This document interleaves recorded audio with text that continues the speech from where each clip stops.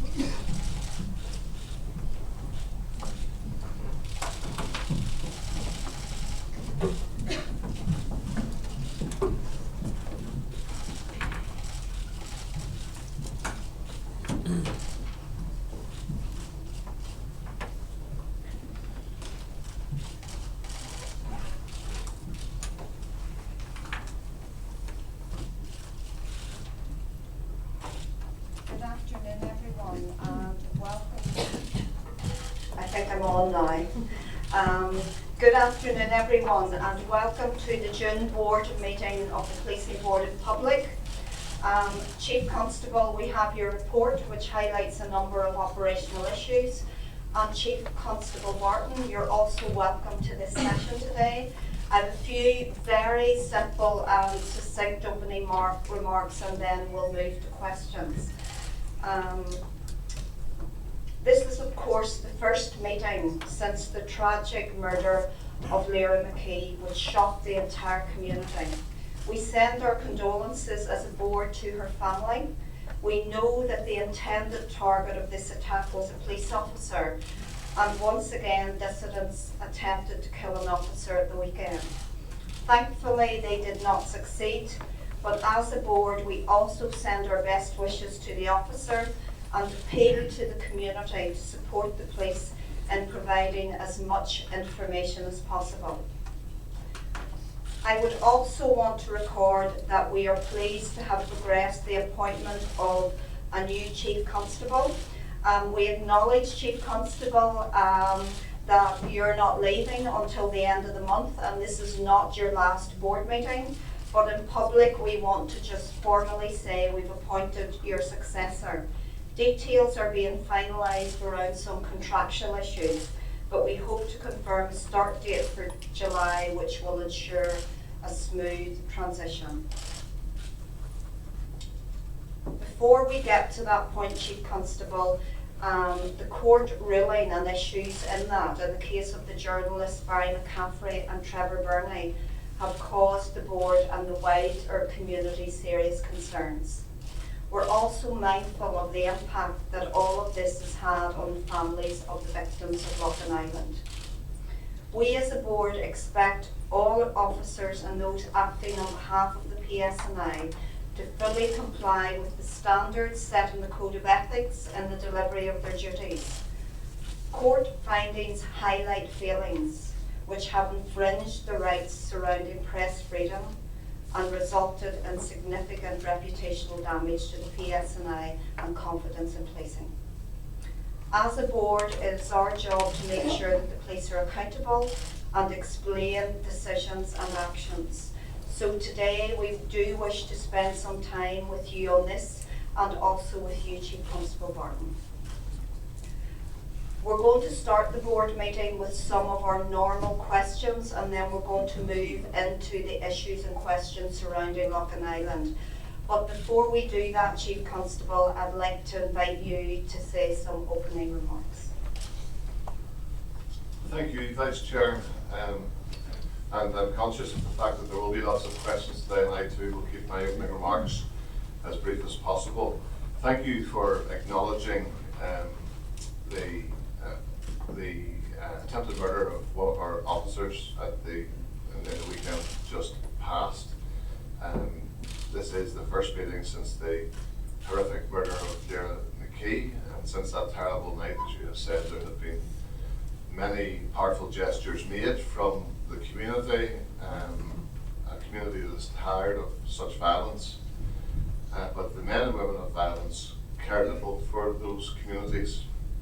And again, last week, we saw an attempt to murder one of our police officers with a device planted under his car. Thankfully, the device did not operate as planned, and is now being examined for forensic opportunities as part of the wider investigation. This officer was targeted because of the job that he does as a public servant. Those who planned and carried out the failed attack gave no thought to the human being behind the uniform, who is a husband and a dad. There is no cause to justify such actions. Those who continue to believe in the use of violence do so in the acceptance of the fact that they are risking the lives of their own communities. Their intended target may have been police officers or prison officers on occasions, but as Lyra's murder has shown, their very actions place communities themselves at risk. They do not care. In fact, they seem to embrace that risk as an expense of their cause. Working with our community, PSNI will continue to investigate and hopefully bring to justice those who use violence against their own communities and the police service. I do want to make a very brief comment about the Durham investigation and the recent proceedings at court, although I'll keep my remarks limited to allow for questions on that issue. First of all, I'm grateful to Chief Constable Mike Barton, who is here with me today. As you're aware, I asked Chief Constable Barton to take on an investigation into a suspected theft or unlawful leaking of sensitive information regarding the Loughlin Island atrocity from the Office of the Police Ombudsman for Northern Ireland.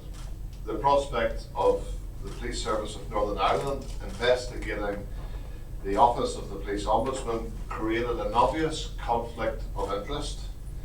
There was a need for clear independence in this investigation, and that is why I invited Chief Constable Barton to conduct the investigation.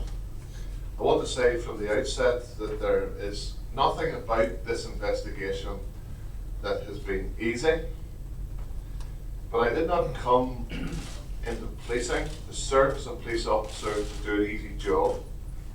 I became a police officer to uphold the law, to do so without fear or favour from anyone. The theft of documents containing information that may, in fact likely to, endanger life of citizens is a serious matter which police officers are statutorily obliged to investigate. We do not have the choice of simply ignoring an issue because it is unpleasant, because it's uncomfortable, too difficult, or will result in bad publicity. We must go where the evidence takes us.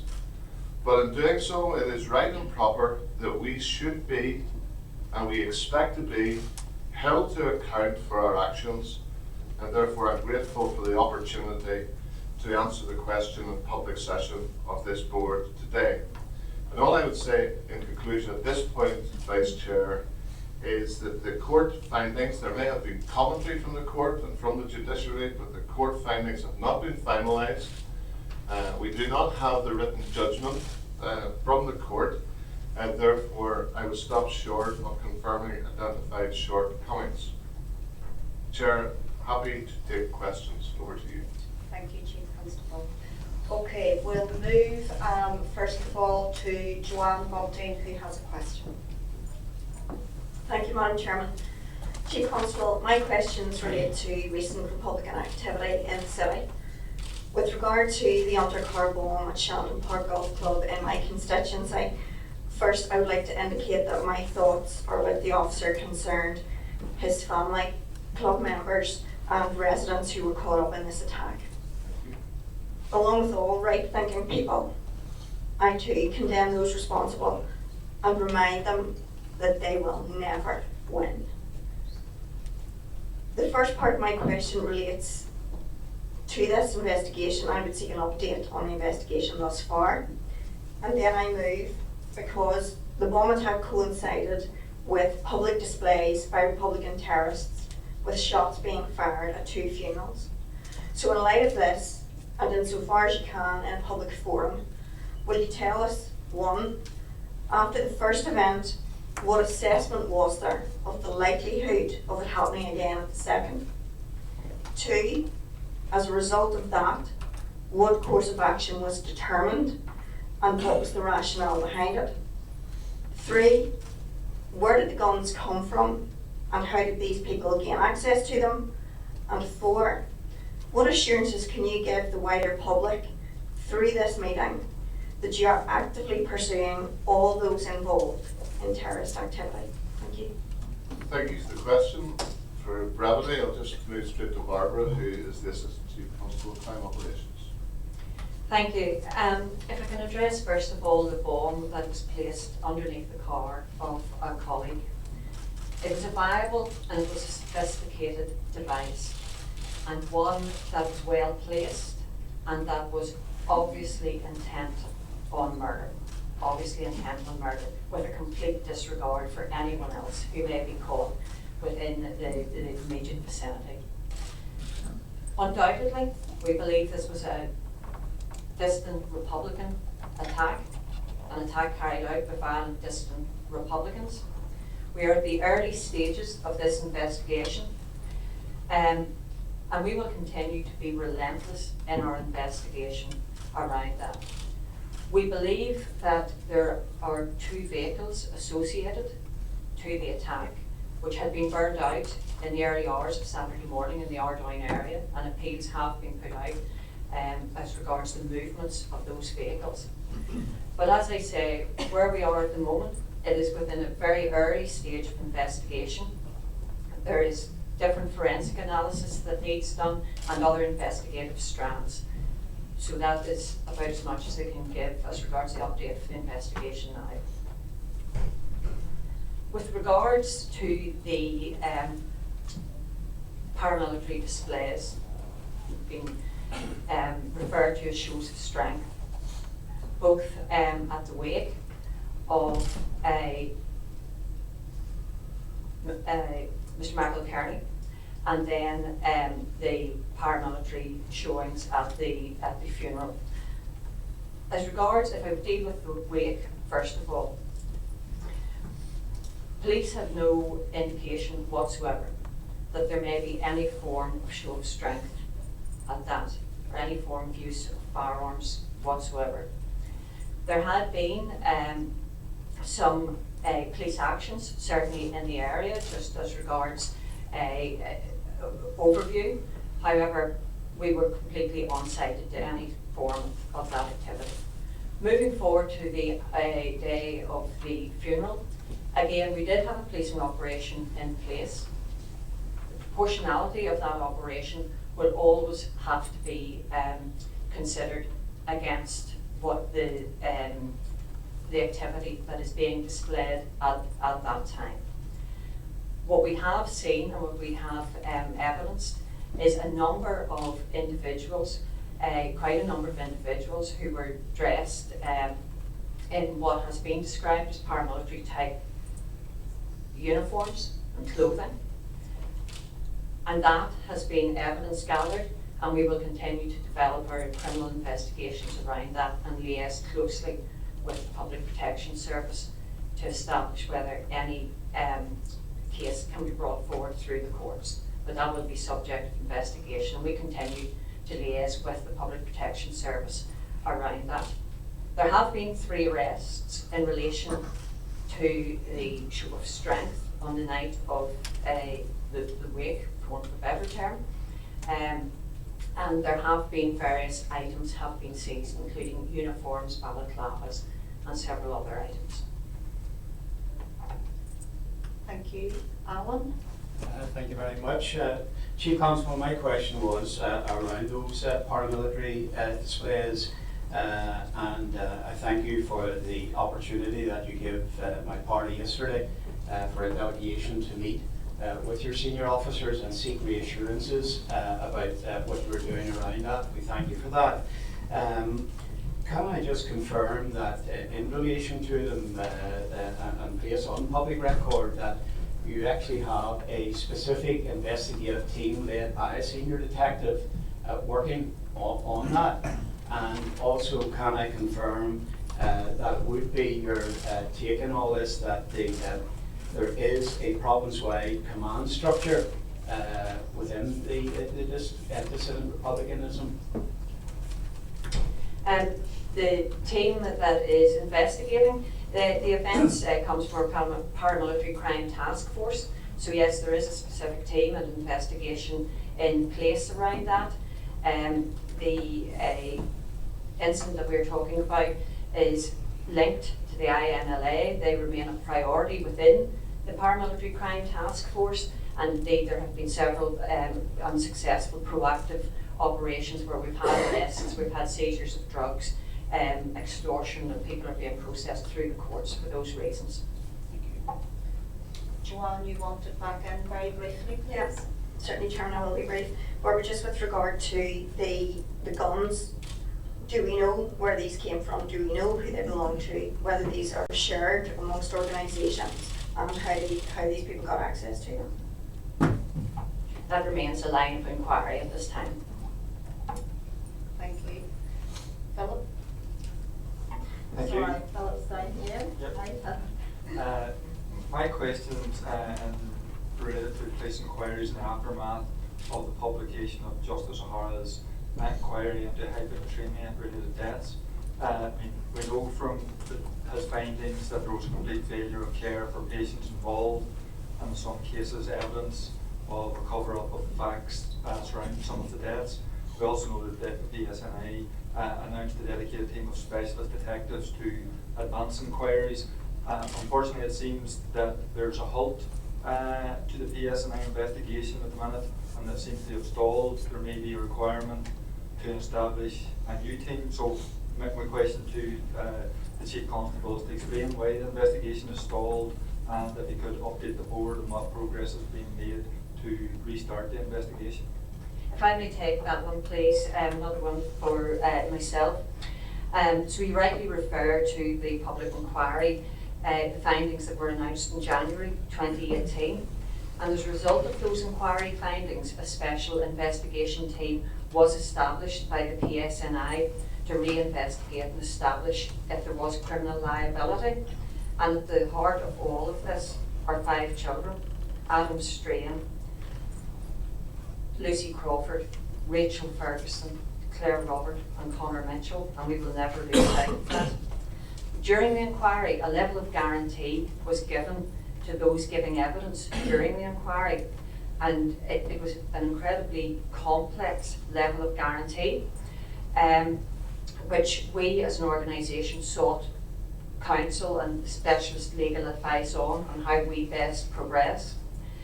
In effect, the advice that has come back tells us that beyond some other restrictions that there are on witnesses that came forward, our current team and our heads of crime must not play a part due to their previous knowledge of the evidence that was presented to the inquiry. So as it stands, options were brought forward to me just in the last probably couple of weeks on a way forward for us as an organisation on how we progress the investigation, basically with fresh eyes and people who have not had sight of the previous evidence that has been sent and displayed at the inquiry.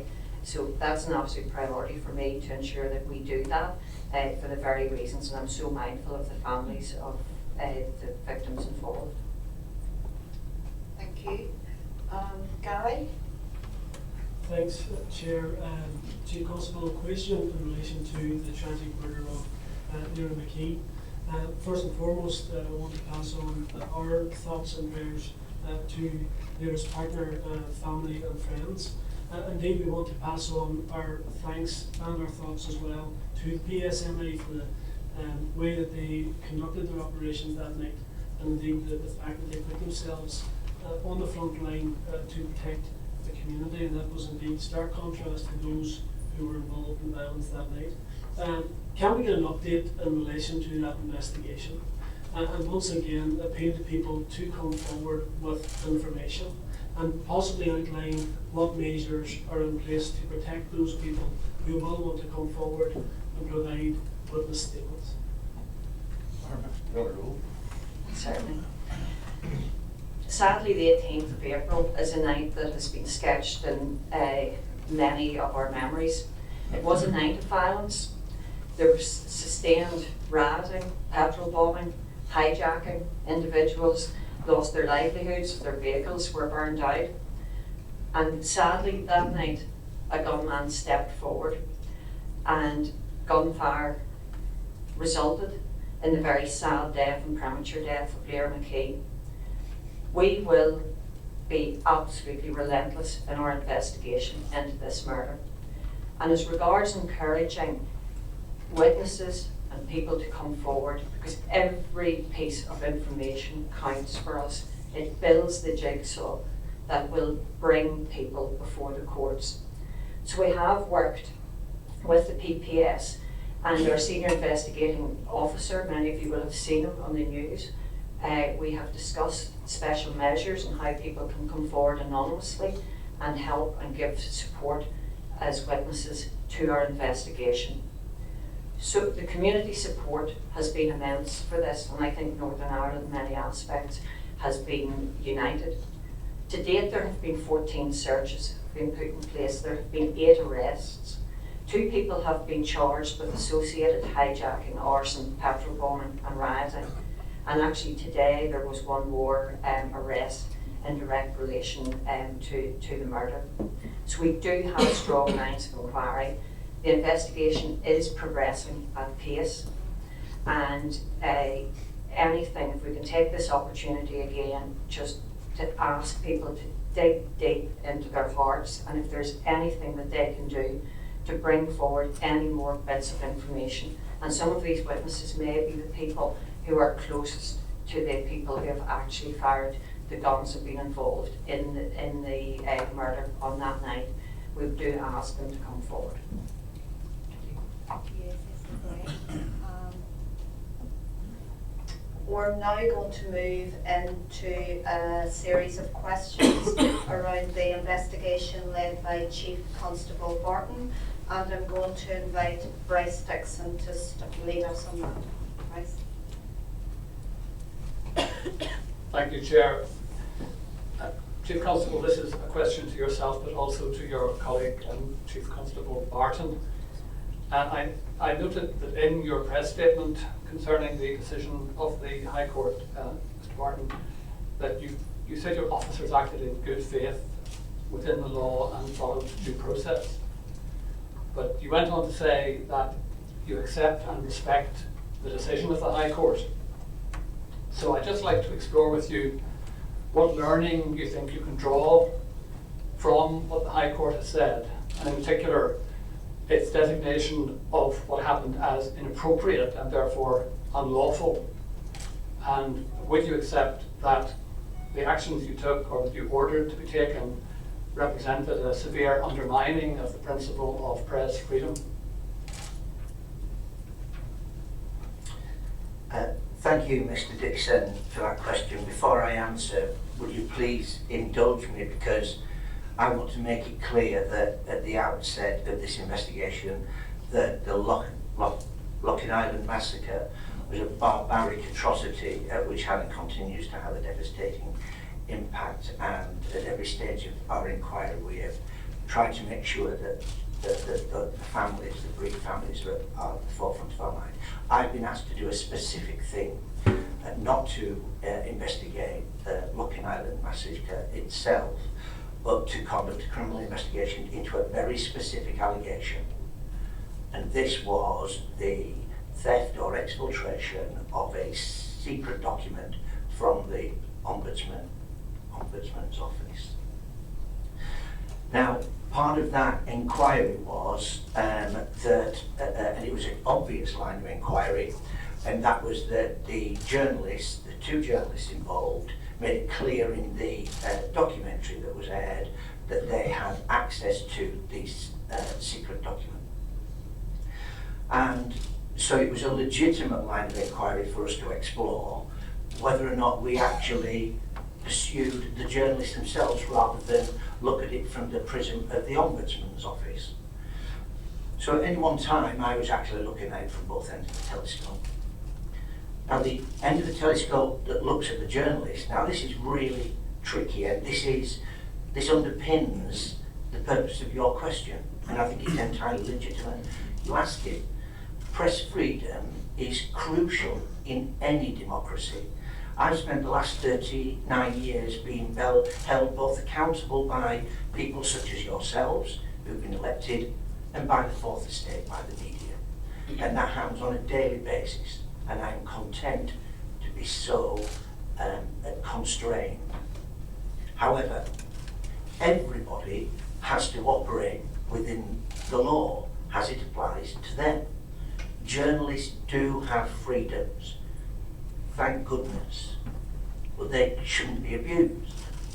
I've got to say that I thought the law was in a different place until the Lord Chief Justice corrected me, and I stand corrected. And I have now changed my mind on what the law is. What's interesting though, Mr. Dickson, we've got to wait until we see the written judgment of the Lord Chief Justice. So albeit I'm now reflecting on his words, I now wait for his written judgment that I will then share with our legal team, because it's our legal team that I've actually worked with all the way through this. I did not make the application. That application was made through lawyers and barristers, and it was a county court judge who decided that we could have the warrant for which we applied.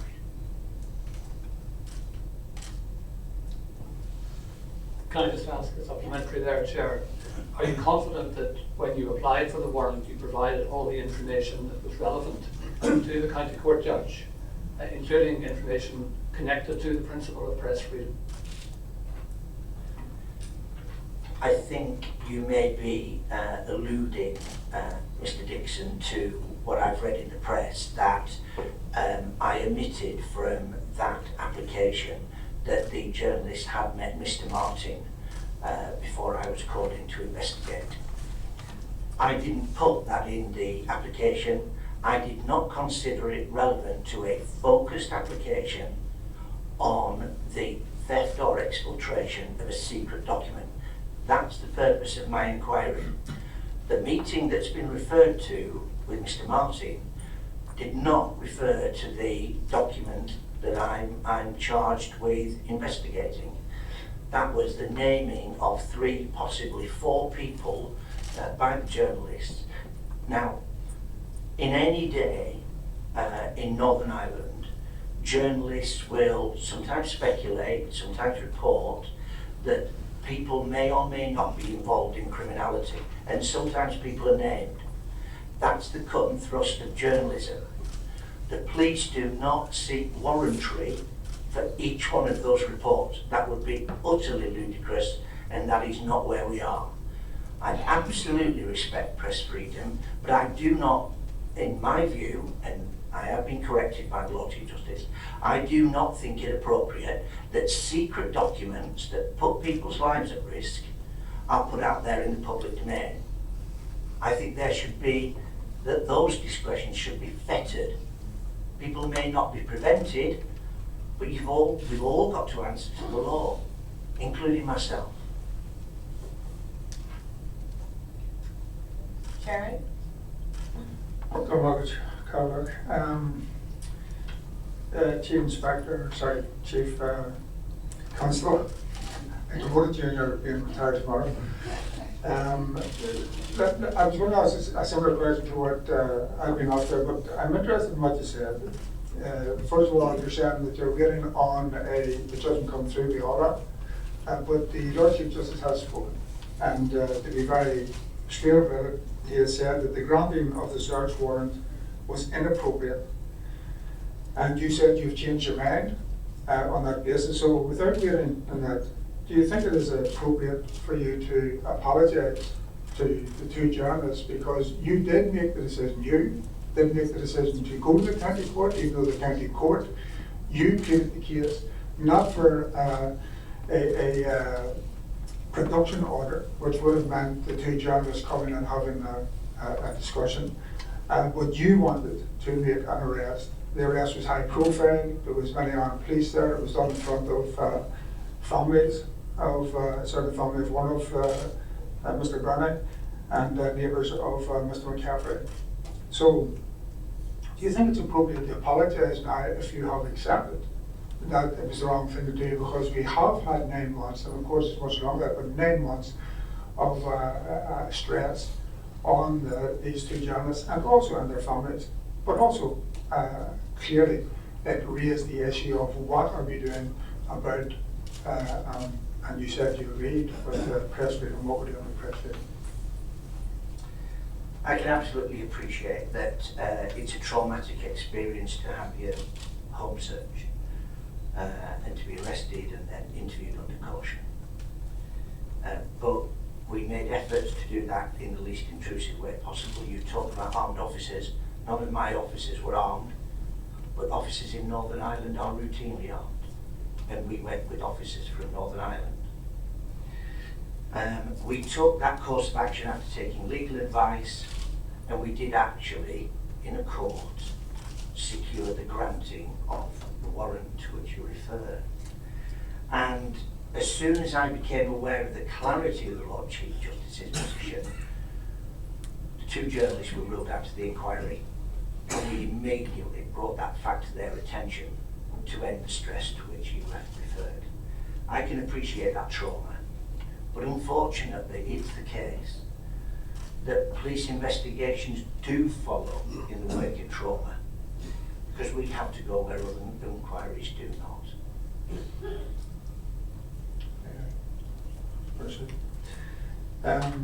So I presume you're not making an apology. Can I then ask you if one of your chief investigators said both in court, made a number of remarks, or was reported in court, made a number of remarks in their notebook detrimental to the reputation of the 2 journalists. I think one of them said that it was an opportunity to send a message to the press, and the other one was that the person named, the alleged person named, had the misfortune to be involved in terrorist activities. That the same person then, I believe, phoned the office of a Labour MP in Durham, Mr. Graham Morris, and on the issue of him having been in a photograph supporting these 2 journalists. Do you think that is appropriate, first of all, for anyone to do, but particularly for someone who was involved in this investigation and who was under your command? 2 components to your question, Mr. Kelly. I apologise unreservedly when we do things in an inquiry that further inflicts distress on the Locken Island families, and I apologise unreservedly for that. When it comes to I've read the reports of the meeting, the phone call to the MP's office. That particular member of staff was ringing his own MP, and anybody can ring their own MP. I've seen notes from the MP's office via my Police and Crime Commissioner's office, and it does not mirror what was said in the court. And I've looked at what the MP's office have noted, and I wouldn't have made that phone call. In fact, I've never rang my MP about anything like that. I wouldn't have done it, he did. He didn't say the things that are reported. And these things do sometimes grow arms and legs, and sometimes it's important to go back to what the facts are rather than what people say the facts are.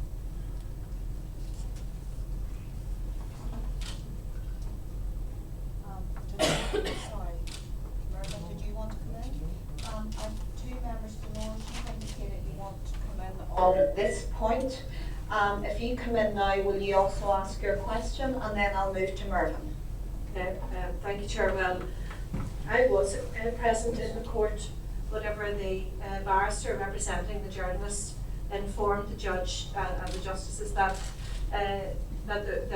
he had recorded in his notebook the opportunity to send a warning to journalists about publishing confidential information or confidential leaks, and it couldn't go unchecked.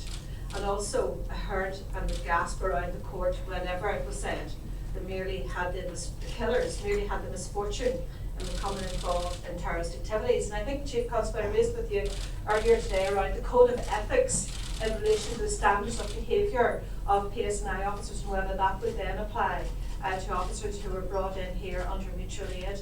And that being the case, what action, if any, is taken in relation to this particular officer and his comments around the investigation? And then in relation to my question, it was raised, I think, by Chief Constable Barton in relation to it would be unacceptable if anyone's life was put at risk in relation to the leaking of confidential documents. Why then was no injunction sought in relation to the showing of the documentary, where it was going to be obvious that people would be named within that? I'll deal with the first part of your question, Mr. Kelly, and then I will defer to Northern Ireland colleagues about your second question. The reference that you refer to is in what's called a policy log. It's many books, and it's how somebody, an SIO, records exactly what they're thinking at any one time. And the way that you just reported it is not how it was said. So in the document itself, it didn't say the killers. So I've already apologised for the way that was written and how it will be seen by Loughlin Island families, and that's very clear. But at the same time, when officers are conducting inquiries like this, I insist that they are fulsome in what they write, what they're thinking, what everything that is going on at the time, because it's very difficult sometimes when inquiries sometimes last for years. What did you know at any one time? So I've already apologised for what's been said, but I don't accept that the way that you've reported it is accurately how it was in the know. But I do accept the import of what you've said. Well, Chair, I think it will be a matter of public record whenever the transcript of the court, and I did say I was paraphrasing, but it was said that they merely had the misfortune, someone merely had the misfortune in becoming involved in terrorist activities. But my question to both Chief Constables is what follow-up action, if any, around the code of ethics can be taken in relation to that officer, and is that the type and standard of behaviour that the Chief Constable of the PSNI would tolerate? Well, I'm the Chief Constable of that particular person, and I'm now going to review, as a result of, and I've had the benefit of a private meeting with you, so thank you for providing me with that question earlier. As I said earlier, I'm going to look at that matter, and if things need to be addressed, then they will be addressed. As to the wider issues, I'll defer to Mr. Hamilton. On the wider issues, I don't think anybody disputes in this case that it would have been entirely inappropriate for the PSNI to have conducted the investigation into the Police Ombudsman's office while they were investigating us on other matters. So I think we've got agreement on that. So that being the case, we have to rely on the legislation that Parliament has given us for bringing officers from other police services within the United Kingdom into this jurisdiction to conduct functions on behalf of or in support of PSNI. So in that regard, officers and staff from Durham come here under Section 98 of the Police Act 1996. So there's a legal basis for the involvement of Durham officers and staff to be conducting such an investigation. And I think we all accept that it would never have been appropriate for PSNI to have conducted this investigation. The legislation isn't as tight and isn't as clear as it should be or could be on this issue of personal accountability. We've had this right back to 2013 when we were planning for the G8 conference, and we had literally thousands of GB officers operating in this jurisdiction. But we worked through at that time, as one of the learning that came out of that, the protocols around accountability and the role of the Ombudsman into that, around ability to investigate and so on, but the actual discipline authority remains with their home force, their home organisation. So we all understand that that is the basis on which people are held to account. There's also something about, in law, I am accountable and responsible for the investigation of this operation, but I am, through that Police Act, giving responsibility and full autonomy for direction and control of the investigation, in this case to Chief Constable Barton. So just to be clear who I was engaging and the basis on which I was engaging them, we developed the terms of reference, which was very clear, and it's actually working itself out in this meeting today, because it says in that the PSNI remain accountable to the Northern Ireland Policing Board for the conduct of the investigation, and if required, Chief Constable Barton and other senior staff will accompany senior members of PSNI to brief the Northern Ireland Policing Board. And that is what is happening today. So I'm not pretending that this is crystal clear or ideal. If we had local government in place, an executive in place. It is one of the things in the long list that we would be asking for more clarity around. But given where we are, there is a legal basis for engaging Durham. Nobody's suggesting the PSNI should have done this investigation. And within the legislation as it stands, we have done our very best to show good faith through the terms of reference that I'm happy to, in fact, I have shared it with the board back at the commencement of this investigation. In relation to the injunction? Yeah, very quickly, Chief Constable, because we've other members waiting to come in, and then if we've time at the end, we can come back to this Well, matter. thank you, Chair. I'm going to ask Deputy Chief Constable Stephen Martin, who conducted a meeting with the journalists back in April 17, to explain what was discussed at that meeting, the nature of the meeting, what we knew, and whether or not it was passed to Durham. I know you've asked for brevity. I'll be as brief as I can, but it'll take a few minutes. Okay, so on the 6th of April 2017, I met with Mr. Burney and a number of other people. There was a note taken of that meeting, and I also was accompanied by a number of people, one of whom was in fact our human rights legal advisor.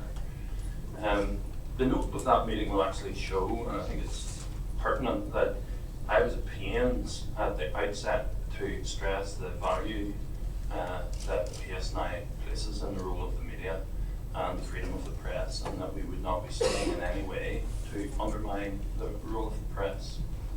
The meeting was effectively about risk, and the journalists were raising with me and exploring with me the element of risk, with particularly naming a number of people who they said they had concluded were suspects in the Loughlin Island atrocity.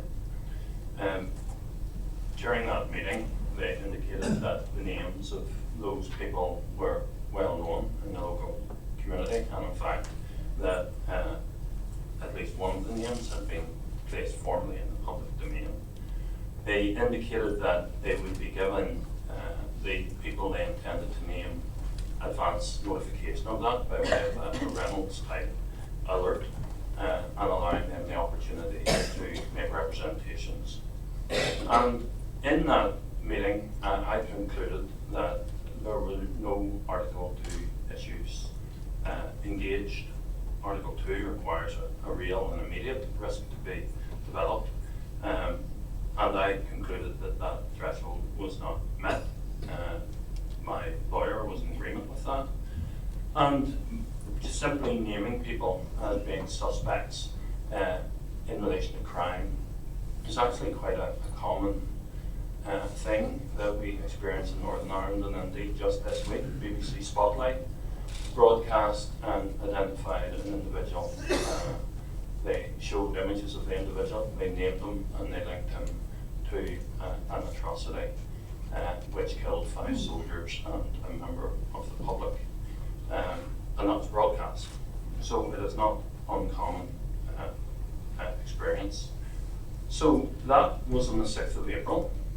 The next time that this issue of no stone unturned became relevant to the PSNI was on the 4th of October that same year, 2017, when 2 people from the Ombudsman's Office, senior staff, requested an urgent meeting with me in my capacity as ACC Crime Operations, effectively in charge of serious crime investigation in the PSNI. I granted that meeting that day, such was the urgency that was expressed.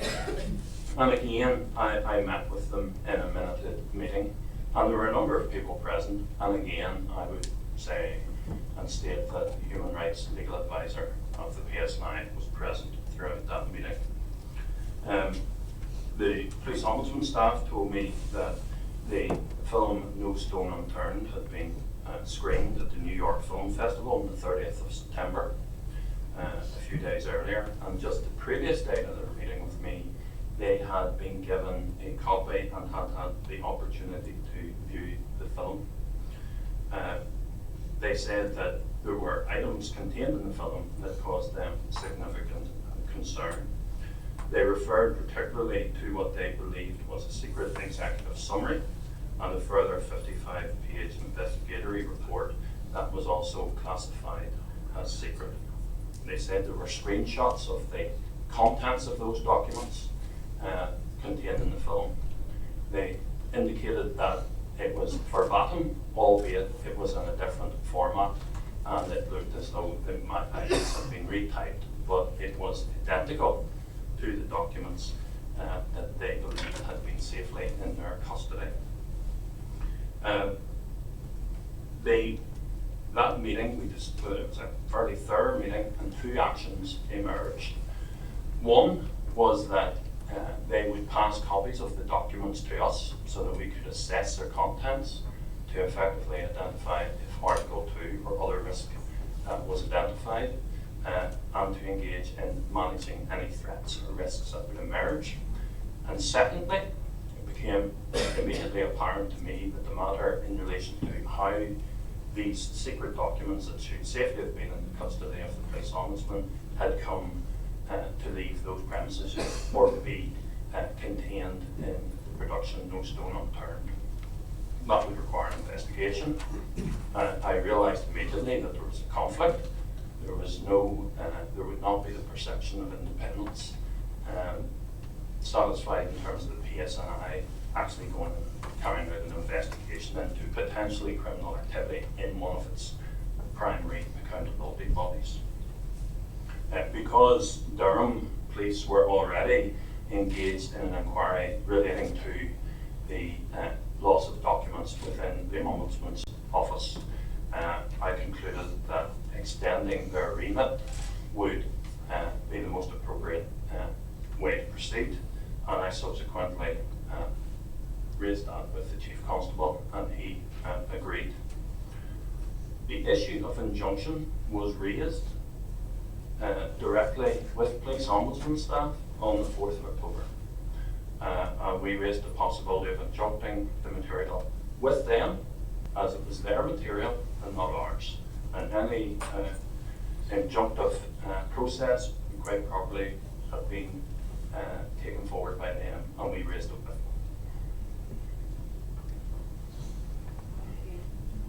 Meryvn? Thank you, Vice Chair. Could I just caveat my comments today? I think by restating the obvious that has been already referred to by the Vice Chair and also by Chief Constable Martin. And we must ever be mindful as we discuss these issues that there are families who have been deeply affected by the sad set of circumstances from our very dark and tragic past. And given Chief Constable's the comments of the Lord Chief Justice about the journalists in this case, stating that they were acting in nothing other than a perfectly appropriate way. What can you both say today that will give assurance, not only to the journalists, many of them who are here, and many of them who undoubtedly across the world have an interest in this particular issue, but also to the public of Northern Ireland, that press freedom will always be respected and protected while the police investigate any alleged crimes and upholding the rule of law. And also, given the question marks which have arisen over the securing of the warrant in relation to this and to other cases over a period of time, what confidence can we have in the future warrant applications? And finally, can you confirm what is the status of the live investigation in relation to all of these matters? And in particular, does that include the Office of the Ombudsman and his staff? And can you confirm, Chief Constable Martin, that you have in possession today a statement from a senior member of the Ombudsman's Office dated the 15th of February 2018? Well, perhaps I'll deal with the broader issues from a PSNI perspective, and then the inquiry specific issues around the Ombudsman and the state of the investigation. Mike can say as much as he is able to, given it is a live and ongoing investigation.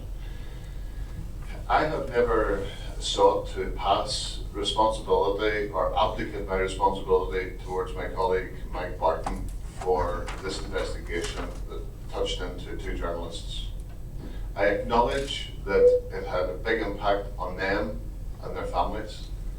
I believe not just in freedom of the press, but I believe in the informal accountability that is brought with an active media profession, an active journalistic profession in this jurisdiction. I support that, I believe in it, my own values are completely aligned with it. This was an entirely uncomfortable, difficult, awkward investigation to commission. But I have said before, and having been the subject of criminal investigation myself, even though they were completely vexatious complaints, ill-founded, and the Ombudsman himself said so, due process, none of us are above the law. We are all equal under the law, and that's whether it's me, you politicians, British soldiers, former RUC officers, I care not. There is an important principle around journalistic freedom and the value that that brings, but there is an equally valid principle around we're all equal under the law, and if we have a police service that starts to skew its decision making based on what is tasteful or comfortable, we will all lose out. My job is to uphold the law, but I don't do that disrespectfully. There will inevitably be lessons to be learned when we read the final judgment. At some point, we're going to have to stop the cycle of investigations and inquiries, but given the profile of this case, I would be very comfortable for some form of inquiry to look at what went wrong, and if there are shortcomings on my behalf or on Durham's behalf, operating under the terms of reference here, then all of the issues around apology and remedy can be addressed. I am well known for apologising, but I don't get it. I don't apologise to make difficult issues go away. I apologise because we've done something wrong. In this case, the warrant was issued after 3 days of consideration by a very learned county court judge. This was not some police inspector sending a warrant to go and search somebody's house. It went after lots of QC advice, legal advice, independent of the police, scrutinising our material, a file of evidence taken by Durham on one of their investigative actions for 3 days, considered, or the judge having access to it for 3 days, and then a hearing that was substantive, albeit it was ex partes. All of that I accept, I'm uncomfortable with it, but actually it doesn't mean that we, or Durham acting on my behalf, have done anything wrong. But if there is to be some sort of independent inquiry to look at all of this, and if there are shortcomings on my part, on behalf of my organisation, and we need to apologise, of course we will do that. The specific issues touching into this case, I don't know if Mike has anything further to add to that. Thank you, George. And I fall in line with exactly what Mr. Hamilton has just said. If I've done anything wrong, and by the way, I've been in the job for 39 years and I haven't always got it right. I may not have got this right. The Lord Chief Justice clearly thought that the granting of the warrant was inappropriate, but he also said the police have to do what the police have to do. And if I can refer you back to, sometimes we have to do uncomfortable things. One of the uncomfortable things that I have to do in the middle of an inquiry is to read things in the media that are incorrect. And this inquiry has had more than its fair share of inaccurate reporting. I have here a statement of complaint from the Ombudsman's office. You see, it's signed. It's dated the 15th day of February 2018. I'm going to read the last paragraph. On the 4th of October 2017, at a meeting at PSNI headquarters, I alerted the PSNI's Assistant Chief Constable, ACC Crime Operations, and you've heard a reference to this meeting, and other senior police officers to the disclosure of the material in the No Stone Unturned documentary. Thereafter, a criminal investigation by Durham Police was commissioned with the objective of establishing the means by which the film's production team secured access to the material, whether by theft or other unauthorised disclosure.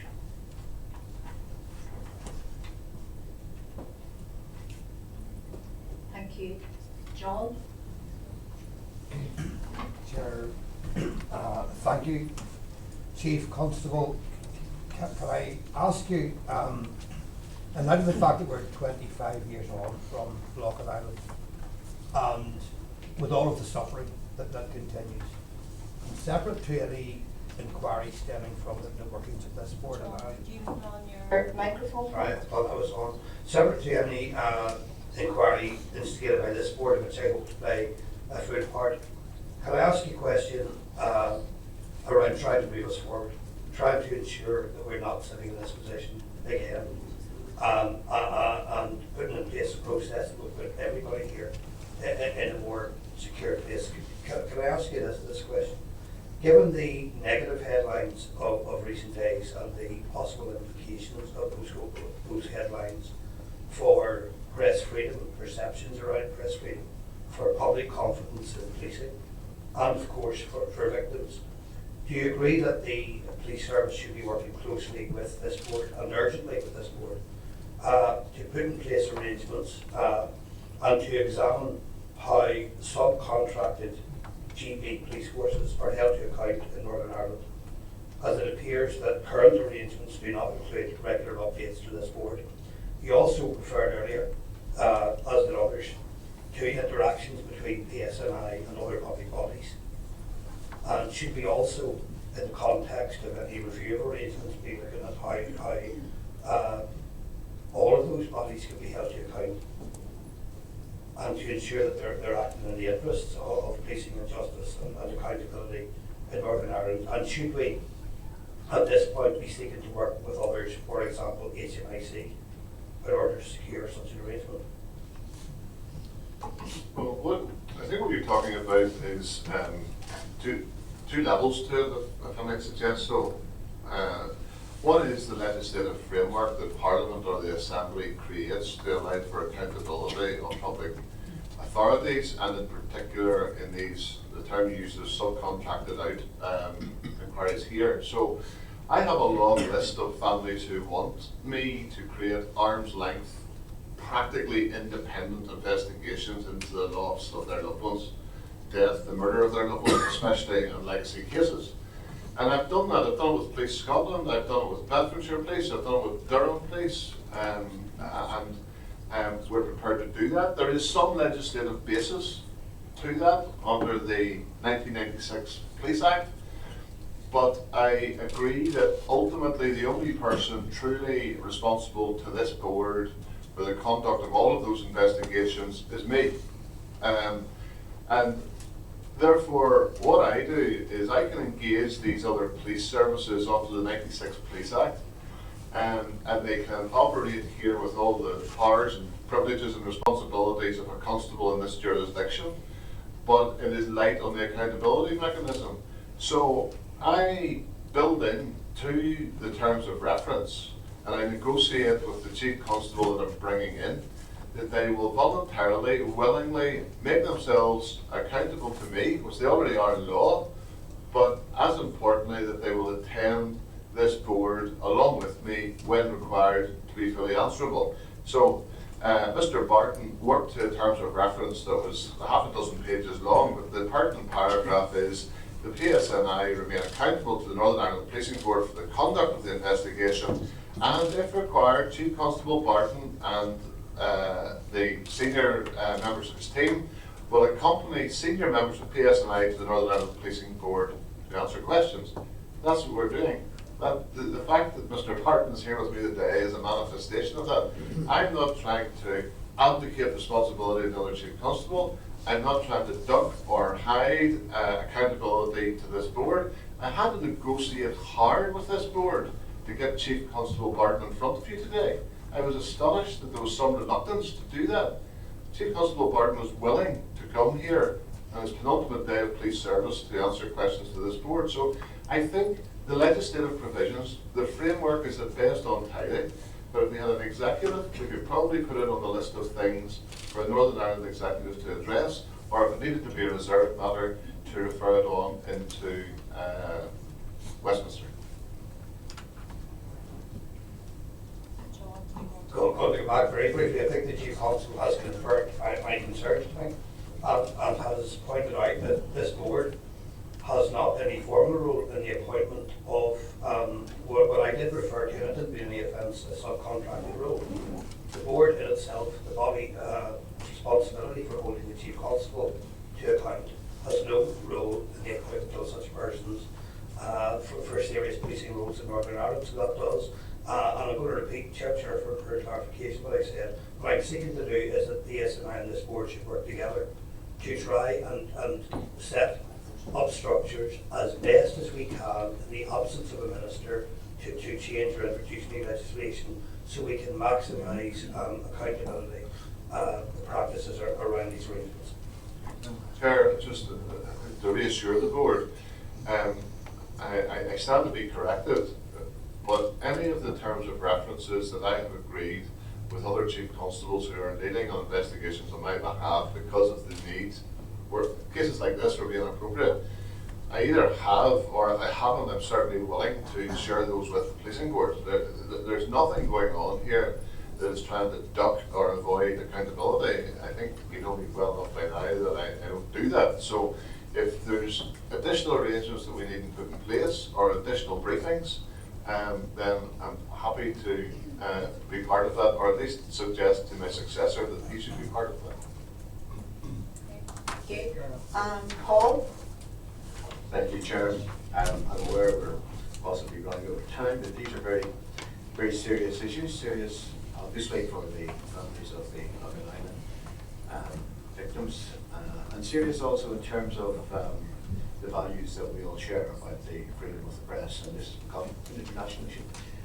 And the complications that arose in the inquiry have left some question marks about the administration of justice here.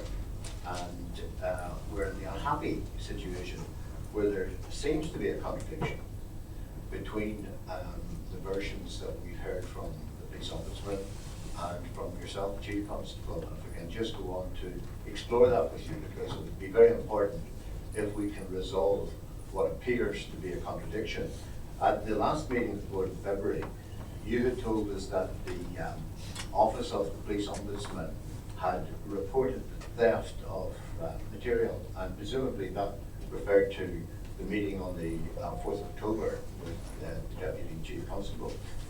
But at the February meeting, you went on to say that this was subsequently followed up by a written statement of complaint by a member of the senior management team within the Ombudsman's office. So I want to burst the myth out there that there was no statement of complaint, and Chief Constable Barton has produced a document that seems to support that. However, this is now a direct quote from the Police Ombudsman. On the 4th of October 2017, the date after reviewing the documentary, the PSNI were briefed by the Police Ombudsman's office that a number of individuals had been identified who may now be at risk, and the documentary had shown extracts of what appeared to be a Police Ombudsman document, albeit in a different form. The Police Ombudsman's office did not make a complaint of theft. I'll just repeat that last sentence, did not make a complaint of theft. That document that Chief Constable Barton has produced, we haven't seen before, and I listened, but I wasn't sure in what was read out that it did amount to a complaint of theft. So there is a problem here, and I think we really need to get this resolved, because we want to have one clear account of this so we can respond. Mike can respond better than me around the issue of when statements were recorded and what they were, his relationship with the Ombudsman around all of that. Let me be clear on another point. I know this has become a central issue in public interest around this. I would say Chief Constable Barton has read a section of a 1-and-a-bit page statement that, for me as a police officer, I take that as a statement of complaint. A crime has been committed and it needs to be investigated to establish if it's theft or some other unauthorised disclosure. But I'm saying unequivocally, that's a statement of complaint. But there is another element to this. A serious crime, we have reason to believe a serious crime has been committed in which stolen or illegally disclosed documents from the Ombudsman has made its way into a place where it should not have been. That is, out of the security and out of the care of the Ombudsman's office. And this isn't just secret because it entails methodology or embarrassing information. When we talk about Article 2 being engaged, for the person on the street, they need to know that that document, over and above and beyond the 4 names that the journalist discussed with, at the time, ACC Martin, it contained information that would put people's lives at risk, over and above the 4 named suspects in the documentary. And once we saw that, it was clear, even if the Ombudsman, by the way, the Ombudsman's office has cooperated fully with the investigation. The Ombudsman himself has been investigated. We have that statement. People can dance in the head of a pin if they want about whether or not that's a statement of complaint. There's been full cooperation with the Ombudsman. The Ombudsman himself certainly indicated to us that it was their intention to report this to the Information Commissioner because it was acknowledged that it was sensitive personal information that was illegally in the wrong place. So Mike can comment on the status of the statement and his clarifications that he's seeking with the Ombudsman, but actually we're clear, I'm clear as the Chief Constable who's ultimately responsible. We have a statement of complaint, and secondly, it's a new point. A lawyer, an investigator would be less interested in whether there's a statement of complaint because there's serious crime has been committed, and as a result of that serious crime, people's lives are at risk. That can't go uninvestigated just because Dr. McGuire or somebody else says they haven't made a statement of complaint. In a murder investigation, we don't get a statement of complaint. In a large proportion of our domestic abuse investigations, we don't have statements of complaint. In law, as investigators, and in through the process, a statement of complaint is not a prerequisite to doing an investigation. Although I say clearly and unequivocally, in this case, I've read the statement, I've shown it to you, I believe that there is a statement of complaint. Thank you. I'm aware of all this speculation, and I can see that in a previous meeting and now, that it is exercising your minds. If I were you, I would also be looking at me and thinking, hang on a minute, what's going on here? Has he got a statement of complaint? Because Dr. McGuire says I don't have one. And I think it's right and proper that we trust an ombudsman. That's why they're there. At all times I've written to Dr. McGuire when there are these issues, seeking for his clarification. I've written to him this week in his acknowledged receipt of this letter. Albeit I don't normally want to do this in the media, but I do recognise, as a result of what Mr. Blair said, that I'm accountable to you. So in the spirit of being accountable to you, I'm going to read a section of the letter. And I've reminded Dr. McGuire of my terms of reference, working to Mr. Hamilton and the PSNI, and ultimately to you. I go on to say, there has been a significant amount of media speculation in Northern Ireland about the merits and demerits and indeed legality of the investigation I lead. For the avoidance of doubt, I deem the statement obtained from your member of staff, I'm not going to name him, on the 15th of February 2018 as a statement of complaint. I sense others consider that point to be ambiguous. In my opinion, prima facie evidence exists of serious criminality. I consider that it is right and proper for me to investigate the circumstances in accordance with the terms of reference set out above. As such, I do not consider it necessary for me to have actually obtained a written statement given by your members of staff.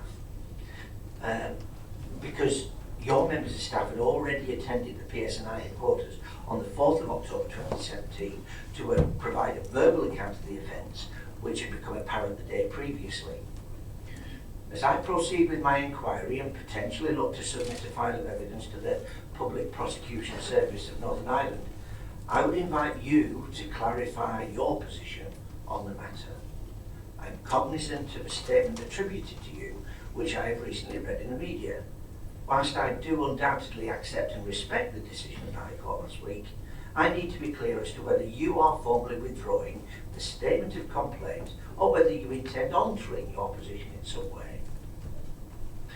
And I go on to deal with another issue, which is what we're going to do about the secret documents that are now out there. And so I think it's not helpful to you and it's not helpful to the public if they think that senior public officials are having stands in public. At all times that I've been conducting this inquiry, I've tried to be on all fours with the Ombudsman's office. Indeed, I'm sometimes slightly perplexed at some of these public pronouncements because Dr. McGuire has been interviewed at length, voluntarily, with members of my staff. I've seen the statements, the interviews, and we've secured lots of documents and computer records from the Ombudsman's office. They fully contributed to our inquiry. Indeed, why wouldn't they? They made the initial statement of complaint.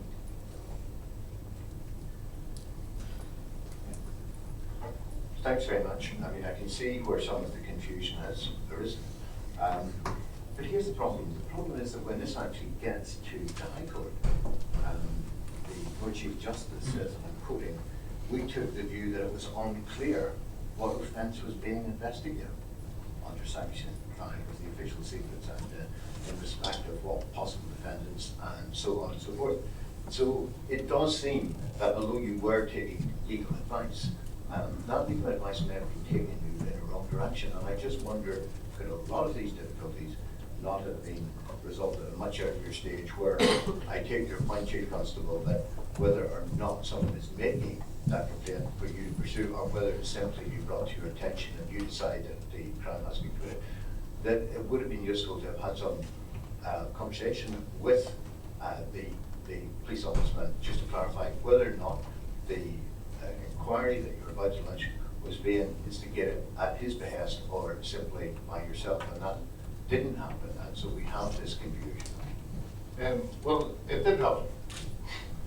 I've had conversations with the Ombudsman, with whom I've got a good, cordial, respectful relationship, and he has said that that statement, in his view, does not constitute a statement of complaint. I disagree. The person in charge of the investigation has now written to him saying either withdraw that statement of complaint or clarify what it is if it isn't a statement of complaint.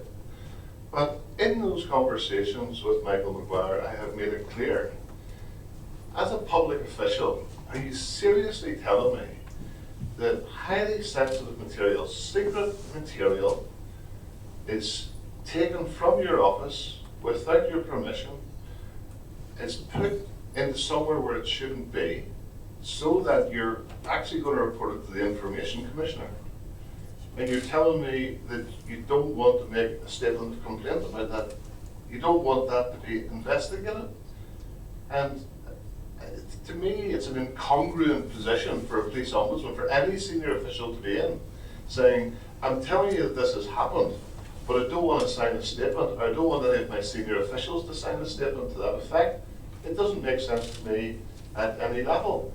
The material was taken, we believe, unlawfully from the Ombudsman's office, either leaked or stolen.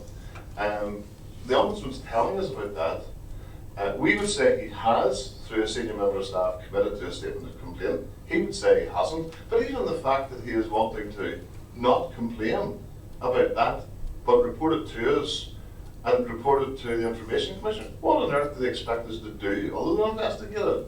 And it's almost like people in some of our more challenged communities who want to respect the rule of the law. They come to us, they make complaints, but at least they have a motivation of fear or a lack of confidence in the police or something that means that they don't want to take that report and translate it into a signed statement and go into the witness box and give evidence against it. I'm at a loss. If the Ombudsman is saying it wasn't a statement of complaint and he's refusing to make one, I can't understand how that's tenable in the position that he holds. Well, we need to draw to a close. Yeah. Can I just say thank you to everyone who has attended today and participated today as a board, and I just want to make some concluding remarks. As a board, we've listened carefully to the information available at this stage, but we believe there's a need for further information and investigation into these issues. And Chief Constable, just for clarity's sake, on one point that you've mentioned, and that this is to Chief Constable Hamilton. The first time that the full board had an opportunity to explore Chief Constable Barton appearing in public to us was yesterday, and I gave you my word that I would raise that issue, and this board unanimously agreed yesterday that Chief Constable Barton would appear in public. So I just feel I have to say that. Also, while you, Chief Constable, must have operational independence, there must also be accountability through the board for your actions and those of Durham. It's our job to ensure that decisions and actions taken as part of this investigation are explained to establish the facts, to provide transparency in decision making and lessons learned where failings are identified. So in light of that, Chief Constable, we are formally asking you to provide a full written report. Before moving on, Chief Constable Barton, can I thank you for taking the time to be here today? I know you offered to be here in February, but just because of scheduling, we were unable to accommodate that. It wasn't an unwillingness on our part to meet with you. The board does take this matter extremely seriously, and we will exercise the full weight of our oversight duties to it and intend to move it forward quickly. Can I just thank everyone again for your time, and for especially members of the public for being here today. And just in conclusion, Chief Constable Hamilton, this board intends to write to you formally following this meeting as a matter of urgency, because we do feel these matters need urgent attention. So we thank you and your team and Chief Constable Barton for being here today. Thank you.